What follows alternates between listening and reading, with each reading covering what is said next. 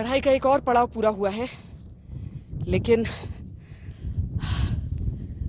जैसे जैसे हम आगे बढ़ रहे हैं सांस में भी कठिनाई इसलिए आ रही है, मुझे लग रहा है सिर्फ ऑल्टीट्यूड नहीं है, बल्कि शायद जो वोल्केनो की जो भाप होता है, स्टीम होता है, फ्यूम्स होता है, जो कुछ भी कहिए उसे, उसके कारण भी इस तरफ से ये दिक्कतें आ रही हैं। ज्वालामुखी के फटने पर निकलने वाली गैस में 99% भाप, कार्बन डाइऑक्साइड और सल्फर डाइऑक्साइड होता है। बचे 1% में hydrogen sulphide, carbon monoxide, hydrogen chloride और दूसरे गैस होते हैं। ये गैस पेड़ पौधों, इंसानों और जानवरों को कितना नुकसान पहुंचा सकती हैं, इन गैसों के कॉन्सेंट्रेशन या गाढ़ेपन पर निर्भर करता है। ज्वालामुखी से निकलने वाली कार्बन डाइऑक्साइड का कॉन्सेंट्रेशन काफी कम होता है तो यह हानिकारक नहीं होती, लेकिन अगर इसका कॉन्सेंट्रेशन 3% से ज्यादा हो जाए तो यह सर दर्द और सांस की तकलीफ दे सकती है। वहीं सल्फर डाइऑक्साइड से आंख, नाक, कान, गले और त्वचा की समस्या हो सकती है। माउंट ब्रोमो में यही सल्फर डाइऑक्साइड तेजी से निकल रही है। शब्द नहीं है मेरे पास। ये एक ऐसा दृश्य है, पहली बार मैं अपनी जिंदगी में एक ज्वालामुखी देख रही हूं, एक जिंदा ज्वालामुखी देख रही हूं। रास्ता जरूर कठिन था, हमने इस पथरीले रास्ते को चुना था यहां पर आने के लिए। रास्ता जरूर कठिन था, लेकिन यहां से जो हम क्रेटर देख रहे हैं, आप देखिए, आमतौर पर क्या होता है कि अगर एक वोल्केनो रहता है, यहां पर भी एक लेक का निर्माण हो गया था, तो आप नीचे अभी भी जब धुआं थोड़ी देर के लिए थमता है और ये जो गैसेस होते हैं, वोल्केनिक गैसेस, खासकर मैं यहाँ पर सल्फर की गंध मुझे आ रही है, वही ये धुआं है। और ये पूरा जो ऊपर आपको एक बादल सा दिख रहा है, दरअसल ये बादल नहीं है, बल्कि वहीं से जो ये धुआं उठता है, जो बन रहा है, ये उसका ही एक हिस्सा है।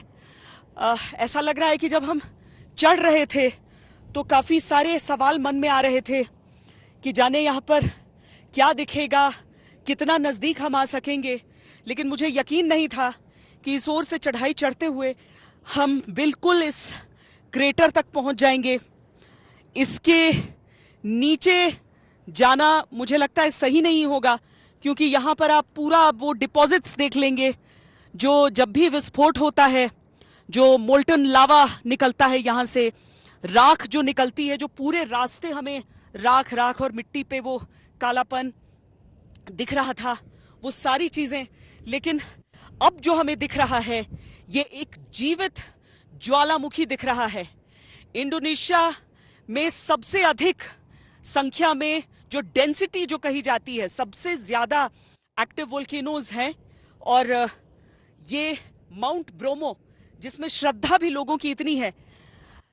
अच्छा, एक और चीज जो हमें नीचे पंडित जी ने बताई थी उस मंदिर पर, आप देखेंगे कि मेरे पीछे वो गांव है जो हिंदू गांव बताया जाता है, जो कि पूजा करता है ब्रह्मा जी की, और जो गणेश जी की मूर्ति की बातें करता है। हम गणेश जी की वो मूर्ति भी आगे ढूंढते हैं चलकर, लेकिन इसके उस हिस्से में बताते हैं कि नुकसान हमेशा वोल्केनो का होता है।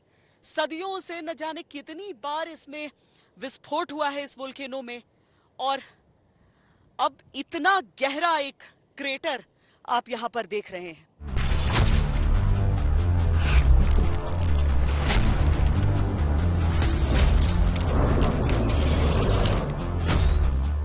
क्रेटर यानी ज्वालामुखी का मुहाना, इसी मुहाने से ही निकलता है लावा। आमतौर पर ज्वालामुखी का लावा फटने के बाद चारों दिशाओं में जा सकता है, लेकिन उसका बहना पहाड़ी की ढलान पर निर्भर करता है।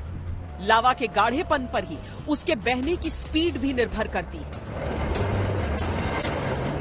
आमतौर पर लावा के बहने की रफ्तार 400 मीटर प्रति घंटे से 48 किलोमीटर प्रति घंटे तक जा सकती है। रफ्तार तब बढ़ती है जब ढलान खड़ी होती है,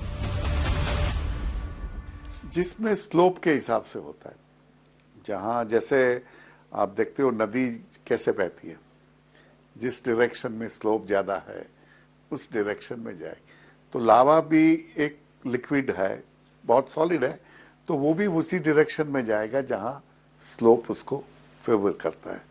जब ज्वालामुखी फटता है तो देखिए लावा भी कई तरह का होता है। अगर वो हाईली विस्कस है, ज़्यादा चिपचिपा है, तो वो ज़्यादातर ज्वालामुखी के आसपास ही सिमट करके रह जाता है। लेकिन अगर लावा में वेपर ज़्यादा है, स्टीम ज़्यादा है, पानी की कंटेंट ज़्यादा है, ठीक है, और जब ये बाहर आता है तो इसमें बहुत सारी गैसेस भी मिल जाती हैं, अंदर से भी गैसेस आती हैं। अगर इस तरह का लावा है तो वो ढालों के नीचे, जहाँ ढाल होता है, उससे वो बहता हुआ और दूर तक चला जाता है।